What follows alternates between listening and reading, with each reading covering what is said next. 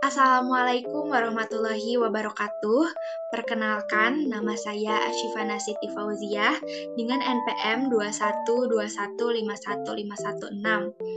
Saya dari Program Studi Pendidikan Matematika, Fakultas Keguruan dan Ilmu Pendidikan Universitas Siliwangi.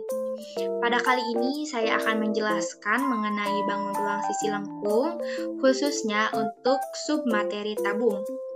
Kita langsung aja ke materinya.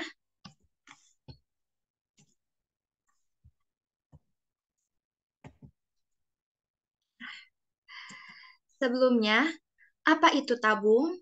Apakah ada yang pernah mendengar kata tabung sebelumnya? Atau melihat bentuk tabung itu seperti apa? Nah, di sini merupakan pengertian dari tabung. Tabung merupakan bangun ruang yang memiliki 3 buah permukaan, yang terdiri dari 2 bidang datar berbentuk lingkaran, yaitu bidang alas dan bidang atas, serta 1 bidang sisi tegak yang merupakan bidang lengkung. Untuk gambarannya seperti apa, tabung itu seperti ini. Dan jika dijabarkan, tabung itu seperti ini. Tadi seperti penjelasannya bahwa tabung memiliki 2 lingkaran, di sini terdapat 2 lingkaran, dan 1 bidang alas sisi tegak ya, berbentuk persegi panjang.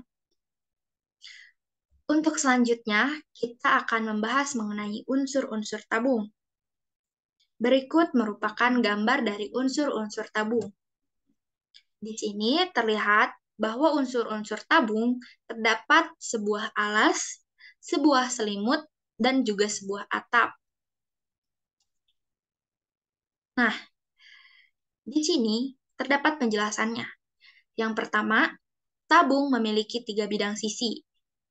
Bidang sisi bawah yang disebut alas, seperti gambar di samping, bidang lengkung yang disebut dengan selimut tabung, seperti gambar di samping juga, dan bidang atas yang disebut dengan atap. Untuk yang kedua, sisi alas dan sisi atap. Sisi alas dan atap tabung berbentuk lingkaran yang kongruen dan sejajar. Terlihat pada slide pertama bahwa tabung memiliki alas dan atap berupa 2 lingkaran ya. Jadi terdapat 2 lingkaran untuk tabung. Yang kedua yaitu untuk selanjutnya yang ketiga yaitu selimut atau sisi lengkung. Jadi selimut ini jika dibentangkan itu akan berbentuk persegi panjang seperti tadi yang dijabarkan juga di slide pertama. Selimut itu ada di bagian yang terdapat di gambar di sampingnya, dan jika dibentangkan itu akan berbentuk persegi panjang dengan rumus panjang kali lebar ya. Di sini ada sedikit fun fact bahwa tabung merupakan prisma yang alasnya berupa lingkaran. Selanjutnya, kita menuju pembahasan luas permukaan tabung. Nah, untuk luas permukaan tabung, rumusnya itu bermula dari sini. Bermula dari luas selimut ditambah luas alas ditambah luas atap. Jika dirumuskan itu seperti ini, yaitu untuk luas selimut yaitu 2 dikali V dikali R dikali T. Dan untuk luas alas itu V dikali R dikuadratkan ditambah V dikali R kuadrat. Lalu kita operasikan menjadi lebih sederhana dan dihasilkanlah untuk luas permukaan tabung itu yaitu 2 dalam kurung V dikali R dikali T ditambah V dikali R kuadrat. Nah, dari tadi kita membahas VRT itu apa ya? Nah, untuk keterangannya, R merupakan jari-jari dan T merupakan tinggi. Dan untuk Pi itu merupakan angka yang nanti akan dimasukkan ke dalam rumus. Nah, perlu diingat bahwa nilai Pi itu merupakan 22/7 atau 3,14. Jadi nanti kita akan menggunakan nilai Pi di antara dua ini, menggunakan 22/7 atau menggunakan 3,14. Selanjutnya kita langsung ke latihan soal. Di sini terdapat latihan soal, yaitu sebuah tabung memiliki jari-jari 7 cm dan tinggi 10 cm. Hitunglah luasnya. Oke, kita gambarkan terlebih dahulu tabungnya. Kita masukkan atau substitusikan bahwa jari-jarinya itu atau R-nya itu 7 dan tingginya itu 10 atau T sama dengan 10. Lalu kita ingat kembali rumus yang tadi kita bahas. Nah, rumus dari luas tabung yaitu 2 dalam kurung V dikali R dikali T ditambah V dikali R kuadrat. Nah, lalu kita hitung ya. Nah, di sini sudah ada penjelasan sampai jawaban, tapi di sini kita akan bahas baris demi baris ya. Untuk baris pertama itu kita substitusikan nilai yang sudah tersedia ke dalam rumus. Yang dimana di sini 2, V-nya itu kita gunakan 22/7. Tadi kan nilai V itu ada 2 ya, ada 22/7, ada 3,14. Dan di sini kita menggunakan nilai 22/7. Lalu dikali R, R-nya itu adalah 7, dikali T, T-nya itu 10.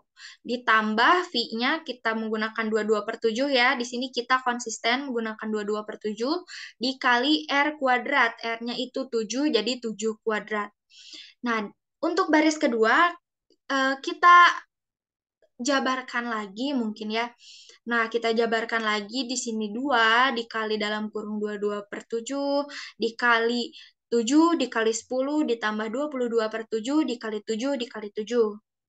Nah, selanjutnya kita operasikan terlebih dahulu untuk perkalian. Di sini kita mengoperasikan terlebih dahulu yaitu 22/7 dikali 7. Yang dimana 22/7 dikali 7 itu merupakan 22.